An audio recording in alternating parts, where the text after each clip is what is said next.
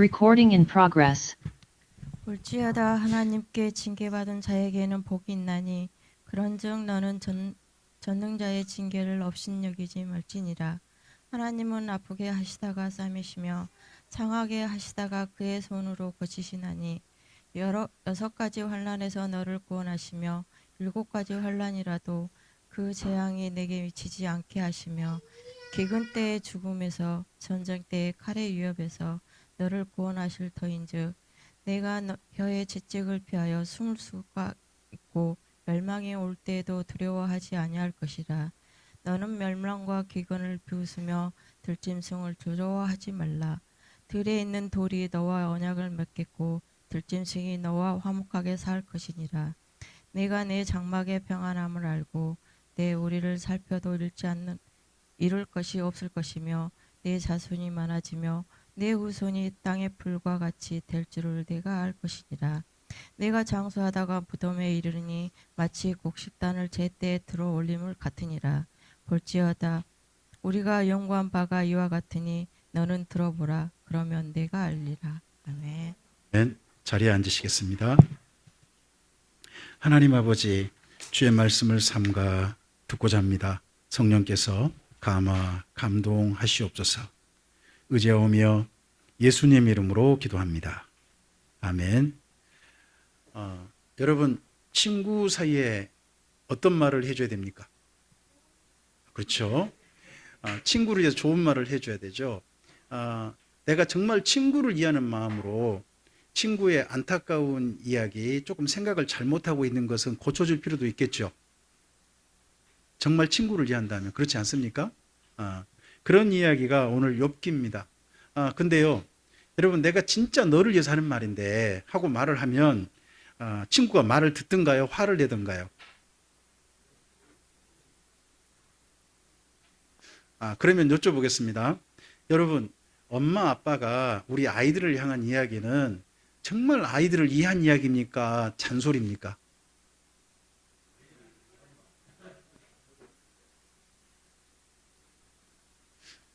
유진 자매님, 아빠가 유진 자매한테 해주는 이야기는 잔소리예요? 아니면 유진 자매를 정말 이해하는 복음이에요?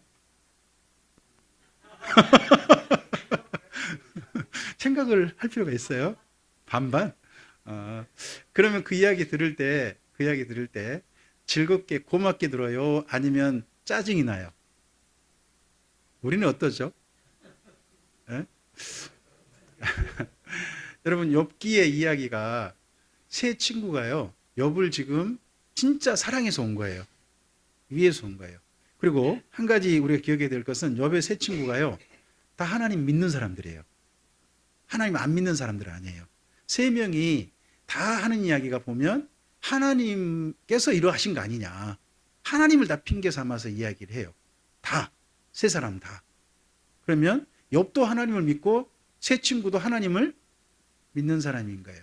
그래서 서로 믿는 사이에서 뭐 한 거예요? 친구들이 누구를 위해서? 진짜 욥을 위해서 말을 하고, 또 욥도 그 친구들이 말할 때 누구니까 솔직하게 말하는 거예요. 내 친구니까 내 심정을 솔직하게 서로 이야기하는 거예요. 그런 대화가 결과가 뭐죠? 욥기의 결과. 세 친구의 대화에, 세 친구와 욥의 대화가요, 좋은 결과로 갔나요? 아니면 어떤 결과로 갔나요? 욥기를 아무리 읽어봐도요, 세 친구와의 욥의 이야기가 좋은 결과가 맺어졌단 말이 없어요. 결국은 세 친구는 더 이상 나 말 못하겠다 해버렸고, 욥도요, 내가 나한테 말할 수 있으면 해봐봐, 내가 나한테 반박할 수 있으면 반박해봐 하고서 이야기가 대화가 끝나버려요. 우리가 참 그 삶의 이야기들을 나눌 때 있잖아요, 정말 서로를 이해해 준다고 이야기하지만 그 이야기가 누군가에게 달게 들려진다는 게 쉽지가 않아요. 왜 그럴까요? 우리 각각의 처지가 있거든요. 내 마음이 좀 너그럽게 받아들이고 즐겁게 받아들일 수 있느냐? 꼭 그렇지 않아요. 또 삶이라는 게요, 힘들어 봐요. 힘든데 나도 지금 무거운데 거기다가 또 그 무거운 걸 갖다가 누가 옆에서 너 왜 이렇게 무거운 줄 알아? 내 삶이 너 왜 이렇게 힘든 줄 알아? 하고 옆에서 그 맞는 말 해줘요. 틀린 말 아니에요. 근데 맞는 말 해주는데 맞는 말 들으면 기분이 어때요? 아니 그렇지 않아도 무거운데 맞는 말을 듣는 게 더 기분 나쁘는 거예요. 더 힘든 거예요.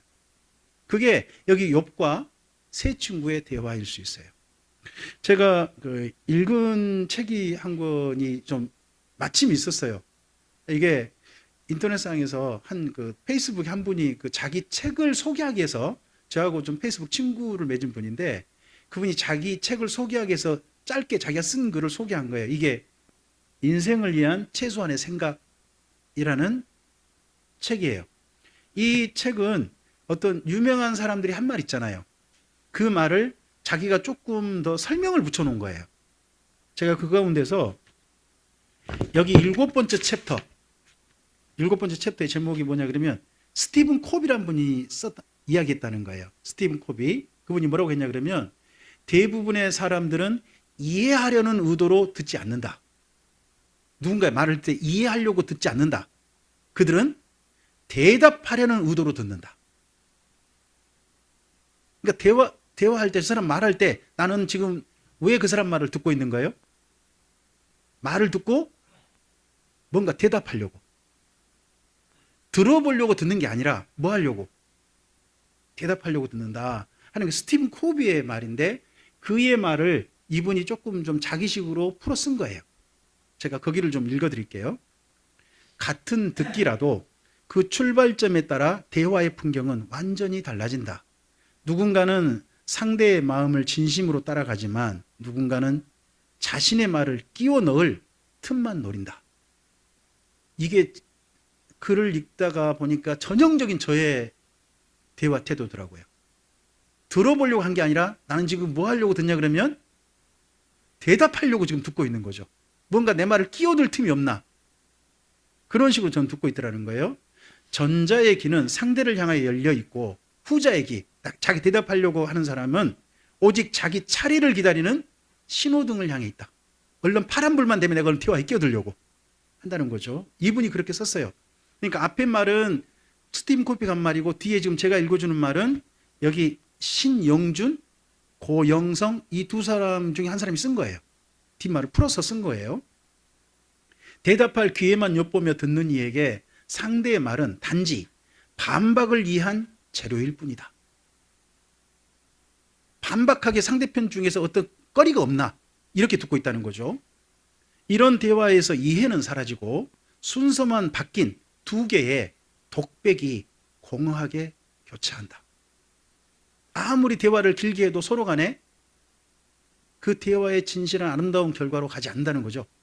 자기 주장만 양쪽이 나란히 선다.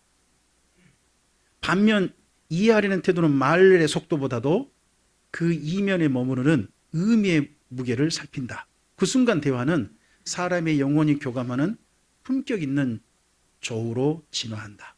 하는 이렇게 내용을 이분이 쓰고 있어요. 제가 이분의 자기 글을 소개하는 이야기를 페이스북에서 제가 듣다가 제게 너무나 제 대화 방법이 너무나 조금 많이 이 이야기에 공감이 되어져서 내가 지금 상대편 이야기를 내 이야기를 하고 싶어서 들으려고 하는 게 아니라 상대편 이야기를 내 이야기를 듣고 싶어서 하는 재료로만 쓰고 있는 거구나 하는 생각이 들어서 이번에 책을 샀어요. 사서 읽어보고 있는데 제겐 너무 좋아요. 제 생각을 상당히 좀 넓혀볼 수 있는 책이어서 저는 특별히 우리 젊은 청년들이나 이런 분들은 한번 시간 나고 책을 읽을 여유가 있는 분들은 책을 한번 사서 읽어보셨으면 좋겠어요. 제법 유명한 분들이 짧게 위안한 말을 이분식으로 다시 풀어 쓴 거예요. 풀어 쓴 거니까 별로 뭐 무게 있거나 그런 이야기는 아니에요. 하지만 짧게 생각해 볼 수 있는 이야기들인데 인생을 위한 최소한의 생각이라는 제목입니다. 한번 좀 시간 나시고 되신 분들은 한번 사서 읽어보시면 좋을 것 같습니다. 특히 욥기를 읽어갈 때 굉장히 많은 도움이 될 것 같습니다.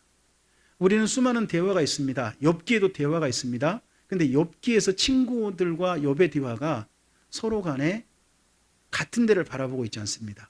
여러분, 욥기에서 드디어 욥이 말을 꺼냅니다. 친구들과 함께 있을 때요, 한 일주일간 함께 있는데 욥이 말을 못해요. 욥의 친구들도요, 말을 못해요. 왜요? 욥의 모습이 그만큼 비참하다는 이야기겠죠. 말을 꺼내려다가도 욥이 너무 처참하니까 차마 뭐라고 말을 못하겠고, 욥도요 너무 힘드니까 말을 못했나 봐요. 그러다가 드디어 욥이 말을 꺼내요. 욥이 친구들한테 뭐라고 하냐 그러면 한마디로 이거예요. 3장 내용이 이거거든요. 한번 따라서 해볼까요? 나 너무 힘들다. 3장이 다른 내용이 아니에요. 다른 말로 나 죽고 싶다. 이 말이거든요. 3장이 자기가 태어난 걸 저주했대요. 욥이 그러면 지금 현재 자기가 이런 일들을 겪고 있고 하는 것이 너무 고통스러운 거죠. 그럼 친구들한테 이 말을 꺼낸 이유는 뭐겠어요? 에? 나 너무 힘들어 하니까 손 잡아주고 그동안 한 7일 동안 같이 눈물을 흘려줬잖아요. 눈물을 흘려줬으니까 다시 친구들이 자기 손 잡아주고 뭐 하길 기대했을까요? 그래, 얼마나 힘드니 이 말을 듣고 싶었겠죠. 근데 지난 일주일 동안요, 친구들 3명은 서로 따로 좀 모였나 봐요. 따로 모여가지고 욥한테 무슨 말을 해줄까 하고 생각을 많이 했나 봐요. 그래서요, 여러분 5장 끝에 한번 가보시길래요. 5장 맨 끝입니다. 27절 한번 보시겠습니까? 그 중에 대표자가 엘리바스라는 분입니다. 욥의 세 친구 중에 대표자가. 그가 하는 말인데 자기 혼자 이야기가 아니에요. 아무리 읽어봐도. 지금 4장, 5장 여기까지 이야기했는데 대표산 이야기라는 게 보입니다. 27절 읽어봅시다. 볼지어다. 우리가 연구한 바가 이와 같으니 너는 들어보라. 그러면 내가 알리라. 뭐예요? 지금 이 친구들이 이 엘리바스라는 사람 통해 가지고 욥한테 해주고 싶은 이야기 널널해라.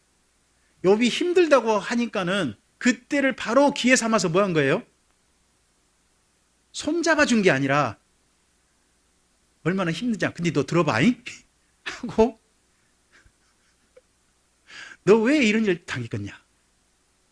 너의 인생이 왜 이런 꼴이 됐겠냐? 소위 말해 이런 거죠. 응? 내 얘기 한번 들어봐. 아무리 이 땅에 수많은 일들이 있겠지만 다 일에는 다 원인과 결과가 있는 거야. 응? 네가 이렇게 된 거 뭔가 뿌린 게 있으니까 그런 거야. 근데 보통 네 모양이 된 건 다 뭐예요? 뭔가 죄를 지어가지고 신께서 징계를 내리니까 보통 이런 일 당한 거거든.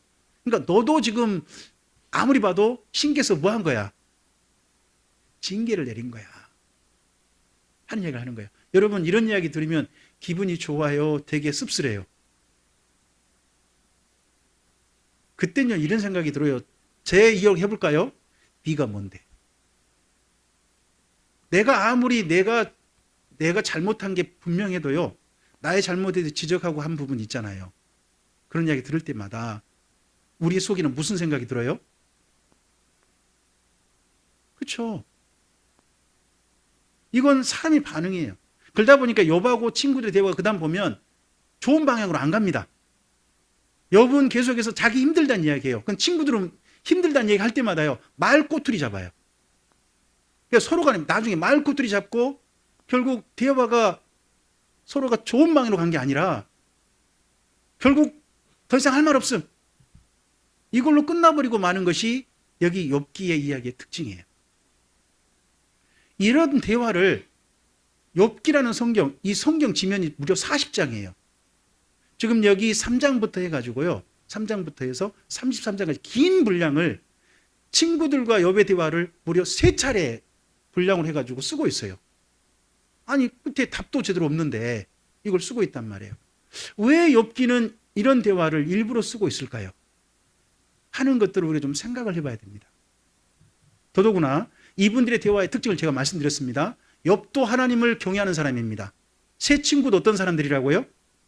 하나님 믿는 사람들이라니까요. 그런 사람들 사이에 대화합니다. 대화인데 이 대화가 이상한 방향으로 가고 있습니다. 저라면 이렇게 표현하고 싶습니다. 욥이 말하고 싶은 것과 친구들이 말한 게 같은 방향이 아니에요. 욥은 친구들한테 조금이라도 이해를 받고 싶어 하고요. 친구들은요, 이분께 욥이 네 자신을 인정해. 내가 왜 이렇게 됐는지 너 그거 인정해. 이걸 이야기하고 싶어 해요. 이것이 서로 다른 방향 이야기. 이걸 흔히 이렇게 표현합니다. 동상이몽이라고 합니다. 한 침상이 있는데 서로 생각이 같지 않아요. 제가 성경을 좀 찾아보면서 여기 욥기를 읽으면서요. 성경 속에서 한번 그 대화가 어긋나는 이야기를 한번 좀 찾아봤거든요. 저는 맨 처음에 누가 딱 떠올랐냐 그러면 가인하고 하나님의 대화예요. 가인이 자기 동생 죽였잖아요. 아벨을 죽였을 때 하나님께서 가인에게 뭐라고 물어오시죠? 네 아우 아벨이 어디 있느냐라고 물어보세요. 그랬더니 가인이 뭐라고 답변해요? 내가 아우를 지키는 자니까. 대화가 어때요? 서로 지금 뭔가 안 맞죠. 그리고요, 아브라함과 거기 사는 사람들이, 가나안 땅 사람들이 서로 평화조약 맺어요. 근데 양쪽 잘못을 서로 지적하고 있어요. 그리고 이삭하고 아비멜렉이라고 하는 또 사람, 그랄 왕하고 또 서로 대화를 나눠요. 근데 대화가 이상하게 안 맞아요. 결국 결론은 평화조약 맺어요. 근데 상대편이 서로 잘못했다는 이야기예요. 나는 정당하다. 나는, 그리고 또 심지어 잘못한 거에 대해서 뭐라고 하냐? 나는 몰랐다, 야. 내 밑에 부하가 한 모양이다. 나는 몰랐다. 이런 식으로 넘어가려고 해요. 그런가 하면 혹시 야곱하고 라반의 그 마지막 만남을 기억하실까요? 약복강 건너기 전에 서로 마지막에 서로 만나서 이야기하는데, 야곱의 이야기하고 자기 장인이자 내 삼촌이자 자기 사장님의 이야기하고 대화가 전혀 이상한 쪽으로 가요. 안 맞아요. 그런 부분도 있죠. 그리고 혹시 아하방하고 엘리야 만남 기억나십니까? 아합하고 엘리야. 그랬을 때 저쪽 엘리야를 보고요, 아하방이 뭐라고 그럽니까? 이스라엘을 괴롭히는 자연 너냐? 라고 해요. 이스라엘을 누가 괴롭히고 있다고요? 엘리야가 괴롭히고 있다. 그랬더니 엘리야가 또 뭐라 그래요? 어떻게 내가 괴롭힌단 말이야? 당신과 당신의 집안이 지금 이스라엘을 괴롭혀가지고 지금 이 모양이 꼴이 됐지. 서로 간에 대화가 안 맞는 부분들이 보이죠. 그리고 슬픈 대화의 부분이 있어요. 혹시 히스기야 왕하고 이사야 선지자 만남 가운데서요, 그 바벨론 사신들이 한번 왔다 가죠. 사신들한테 모든 거 다 보여주잖아요, 히스기야가. 그러고 난 다음에 이사야가 여기 히스기야를 찾아갑니다. 가가지고 왕이요, 무역을 다 보여줘요. 다 보여주면 나중에 그 바벨론이 와가지고 그거 싹 가져갈 거 아니요. 어떻게 다 보여준단 말이요. 반드시 언젠가 이 바벨론에 의해서 우리나라 큰 피해를 입을 거예요. 했더니 히스기야가 뭐라고 답변하죠? 내 때는 그런 일 없다며요. 그럼 되지 뭐. 이런 식으로 답변을 하는 거예요. 그러니까 그 다음 이사야가 말을 안 해버려요, 그냥. 그런 내용으로 끝나는 게 또 있습니다. 그리고 여러분, 지금 예수님께서 마지막 십자가를 지치기 위해서 예루살렘 올라가는 길에 과정 중에 있습니다. 다음 주일이면 예수님께서 예루살렘 입성하는 시간이죠. 지금 그러면 바로 그 여리고 그 근처까지 오신 겁니다. 이때 올 때 예수님하고 제자들의 대화 혹시 기억나십니까? 예수님께서는 자꾸 제자들한테 무슨 이야기를 자꾸 꺼내십니까? 내가 이번에 예루살렘 올라가서 고난받고 십자가에 못 박혀 죽는다. 하지만 3일 만에 부활할 거야. 이야기를 자꾸 하십니다. 근데 제자들은 뭐라고 그러죠? 묻기를 두려워했다는 겁니다. 예수님 이야기하면 뭐 그런 얘기 또 하신가? 자꾸 이렇게 듣는 겁니다. 그러면서 제자들은 예수님 보는 앞에서 자꾸 무슨 이야기를 서로 이야기로 다투고 있습니까? 누가 크냐? 누가 크냐? 예수님하고 제자들이 지금 예루살렘 올라가는 길의 대화도 그러합니다. 또 신약 성경에 나중에 이제 예수님 승천하시고 난 다음에 이 땅에 성령님의 교회들이 존재하게 됩니다. 그때요, 바울파하고 할레파 사이에 굉장히 말다툼과 논쟁이 많았던 모양입니다. 나중에요, 바울이 할레파에 대해서 주의하라 그러면서 뭐라고 하냐? 그 사람들과 만나면 쓰잘데기 없는 말 논쟁만 많다. 그런 말 논쟁 차라리 하지 마는 쪽으로 좀 가라. 하는 이야기가 있어요. 우리 성경을 읽어보면 사실은 대화는 한다는데 대화가 아닌 말다툼과 논쟁과 이런 걸로 멈추는 데가 곳곳에 보입니다. 여러분, 근데 그게 성경 속의 이야기만이 아니죠. 우리들 또한 그럴 수 있다고 생각합니다. 욥기를 읽어가면서 첫 번째, 하나님께서 이런 참 어떻게 보면 평행선을 달리는 대화를 가장 많이, 상당히 많은 분량 기록한 이유에 대해서 우리도 한번 좀 생각해보고 욥기를 읽어가 봤으면 좋겠습니다. 나의 대화는 어떠한가 하는 것도 한번 생각해 보셨으면 좋겠습니다. 그와 함께 오늘 말씀에서 조금은 꼭 살펴가야 될 게 있습니다. 이제부터 여러분 5장에 가보시기 바랍니다. 5장에 앞에서 4장부터 5장까지가 엘리바스가 쭉 이야기하고 난 다음에요. 8절 한번 보시겠습니까? 8절 함께 읽겠습니다. 나라면 하나님을 찾겠고 내 일을 하나님께 의탁하리라. 이게 이제부터 그 엘리바스의 적용인 거죠. 여기 욥더러 나라면 이렇게 할 텐데 너도 좀 이렇게 해라 하는 이야기인 거죠.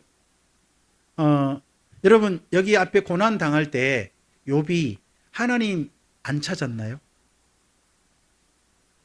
안 찾았나요? 그리고 하나님께 의탁 안 했나요? 그런데 이 말을 해요. 여러분, 우리 힘들고 어려운 분한테 더 기도합시다. 그분 기도 안 하고 있을까요?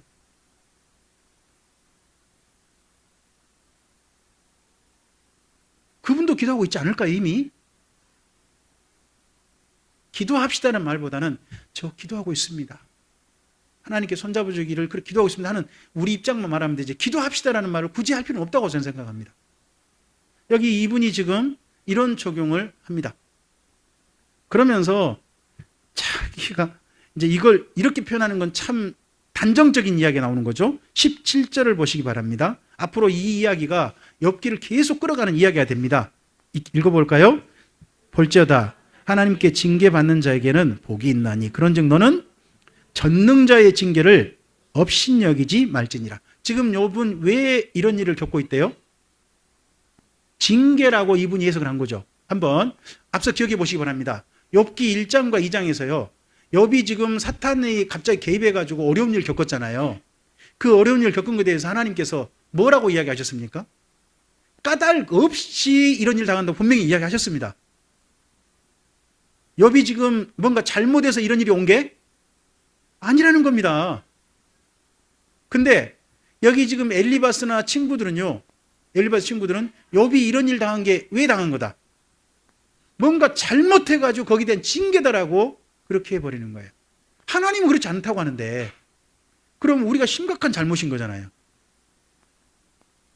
이 친구들의 시각이, 그죠? 그리고 더더구나 거기 이 표현이 앞으로 욥기에서 계속 나올 거거든요. 그 표현에 밑줄 그어보시기 바랍니다. 17절에 전능자 있죠. 17절에 전능자, 이 말에 밑줄 그어보시기 바랍니다. 욥기에서 많이 나온 표현 중에 하나님만큼 많이 쓰고 있는 단어가 전능자입니다. 창세기에 하나님은 전능하신 하나님, 그 표현을 하는 거거든요. 이 욥기에 계속 나와요. 무려 37회 정도 등장한 걸로 제가 찾아봤어요. 계속 전능하신 하나님이 이 징계를 내린 거다. 전능하신 하나님, 그러니까 욥도 반발을 해요.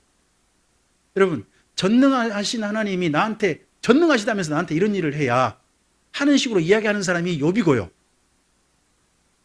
친구들은 전능하신 하나님이 하신 일이니까 넌 그냥 무조건 받아들여. 네가 잘못했다고 해. 이런 식으로 이야기한 게 친구들 이야기예요. 그래서 전능자 하나님, 이 부분 앞으로 계속 반복될 거거든요. 우리가 이 부분은 조금 생각해 봐야 돼요. 여러분, 우리의 삶 속에서 나의 하나님이 있으시죠? 내가 경험한 하나님 있지 않으신가요? 여러분도 계실 거고 저도 있어요. 근데 각자의 색깔이 다를 수 있다고 생각해요. 제가 경험한 하나님이 여러분께서 경험하신 하나님과 같은 부분일 수는 없다고 생각해요. 하나님의 많은 그 어마어마한 전능 중에 일부가 내 삶 속에서 경험됐겠죠. 경험됐겠죠? 근데 그 하나님이 내 삶에 그걸 맡은 걸 가지고 다른 사람에게 그걸 똑같은 시각으로 이런 하나님 당신도 만나야 돼 하는 시각으로 그 각도 안에서만, 그 렌즈 안에서만 상대편을 보려고 하는 것이 여기 욥기에 굉장히 중요한 시각이에요. 친구들이 말하고 있는 전능하신 하나님은요, 욥을 징계하신 하나님이에요. 그 시각이에요. 근데 욥은요, 자기 고난이 이해가 안 되는 거예요. 전능하신 하나님이라는데 자기는 이해가 안 되는 거예요. 왜 전능하신 하나님인데 나한테 이런 일을. 그래서 전능하신 하나님에 대한 생각이 서로 달라요. 그래서 이 부분은 계속 여러분 욥기에서 계속 나올 테니까 전능자란 표현 나오면, 전능하신 분 또는 전능자 표현 나오시면 밑줄 그어보세요. 욥기 여기서부터 끝에까지 40장까지 계속해서 전능자, 전능하신 하나님, 전능하신 분 이런 표현이 계속 나올 거예요. 그래서 욥기에 등장하신 하나님 어떤 하나님이라고요? 전능하신 하나님이라는 거예요. 근데 이게 1장, 2장과 연결하면 이해가 돼요. 전능하신 하나님께서 때때로는 우리에게 우리가 이해할 수 없는 고난도 허락하신다. 전능하신 하나님께서 누구의 활동도 허용하신다. 사탄의 활동도 허용하신다. 하는 것은 엽기 전체로 보면 맞아요. 근데 우리 각자의 시각으로는요, 이게 이해되기가 쉽지가 않아요. 그러할 때는 상대편 각자 경험한 하나님에 대한 부분들을 충분히 이해하고 내 시각으로 다른 사람을 너무 내 잣대 안으로, 내 렌즈 안으로 상대편을 끌어들여 가지고 그렇게만 보지 말자는 겁니다. 이 부분들은 꼭 기억하고 갔으면 좋겠습니다. 그리고 한 가지만 더 여기 욥기를 읽을 때 말씀드리고 싶습니다. 대화가 참 중요합니다. 대화가 필요하죠. 하지만 어떤 대화는 상대편을 더 힘든데 더 힘들게 할 수도 있다는 걸 꼭 기억했으면 좋겠습니다. 욥은 이 다음에도 보시기 바랍니다. 욥이 친구의 말을 듣고 여기 5장까지 말을 듣고 바로 그 다음 말 한번 읽어볼까요? 6장 1절부터 3절까지만 한번 읽어보시겠습니까? 대답하여 이르되 나의 괴로움을 달아보며 나의 파멸을 저울에 모두 놓을 수 있다면 바다의 모래보다 무거울 것이라. 그러므로 나의 말이 내가 괜히 말했다 이 말 하잖아요. 친구라고 자기 옆에서 7일간이나 함께 해준 친구니까 말을 한 거죠. 근데 친구들한테 내가 괜히 말했다 이런 생각이 들어요. 그리고 친구의 말을 바로 받아버려요. 앞에 전능자의 징계라고 이야기했잖아요. 그러니까 바로 그 다음 4절 보면 읽어보실까요? 전능자의 화살이 내게 박힘에 나의 영이 그 독을 마셨나니 하나님의 두려움이 나를, 아니 나도 이해 못하는 고난을 저 하나님이 나한테 이 독을 마시게 하고 있구만. 전능자란 분이 이렇게 지금 반발하는 언어로 지금 나와버리고 있어요. 우리가 누군가에게요 나의 신앙을 이야기하면요 상대편이 그 이야기를 듣고서 기쁘게 받아들이면 좋지만요 누군가의 그 말을 듣고 도리어 반발하고, 아 저 말 들으니까 나 진짜 저 사람이 믿는 하나님 안 믿고 싶어. 나는 진짜 그 사람을 위해서 한 말인데, 그렇게 들을 수도 있다는 걸 좀 기억을 했으면 좋겠어요. 욥의 친구의 전능자의 하나님을 가져온 이야기가 욥에게는 반발의 이유가 됐다. 우리의 언어를 사용할 때, 대화를 할 때 이런 부분을 꼭 기억하고 가봤으면 좋겠습니다. 그리고 욥기는요 여기까지 읽으면 안 됩니다. 끝까지 읽어가야 됩니다. 우리의 고난의 이유, 힘듦의 이유는요 욥기 끝에까지 가보고 그 다음에 우리 이해하도록 합시다. 우리 옆에 계신 분에게 그렇게 좀 이야기해 주시기 바랍니다.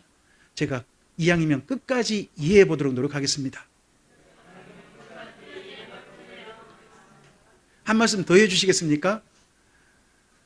하시고 싶은 이야기를 이왕이면 끝까지 들어보도록 하겠습니다.